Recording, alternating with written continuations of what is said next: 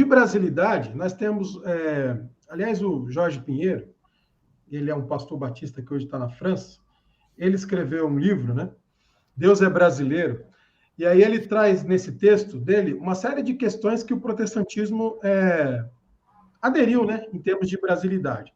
Depois de Deon Alencar, fui também escrever um livro sobre isso, e ele vai dizer que muita coisa das igrejas não tem brasilidade e tal. Por exemplo, o samba mesmo foi considerado uma música do morro, então não é nem por questões de ser uma música do mundo, né, entre aspas, né, essa palavrinha aí, mas é porque era música do morro, logo havia um preconceito para que essas músicas do morro pudessem vir para os templos lá embaixo, né? Então você já tem uma distinção aí. Aí tanto o Jorge quanto o Gideon, eles vão colocar o seguinte, que uma das características dos batistas, que eu não diria que é direta, mas que contribuiu para a brasilidade, foi a percepção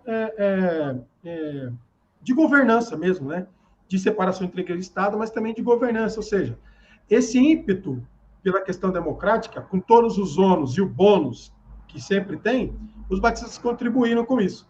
Há registro de que quando Rui Barbosa estava já construindo uma nova Constituição depois de 1800 e alguma coisa, se eu não me engano, eu não vou lembrar agora exatamente a data dessa Constituição, ele teve conversas, né, com o Baby, por exemplo, em São Paulo. Ou seja, isso registros que não são popularizados, ou seja, então ele conversou com ele sobre algumas coisas, daí o título da própria Constituição, Constituição dos Estados Unidos do Brasil, até início ele copiou o título. Então, teve algumas mudanças bacanas nesse sentido, teve algumas influências legais na questão da brasilidade.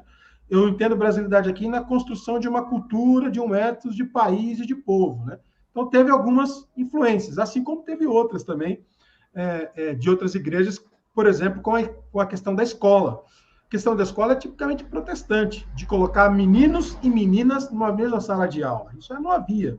O catolicismo ele centrava muito na questão do ensino masculino e depois quem tinha dinheiro, né, os coronéis, enfim, os fazendeiros, aquelas pessoas que eram mais abastadas, a oligarquia da sociedade, mandavam os filhos para fora.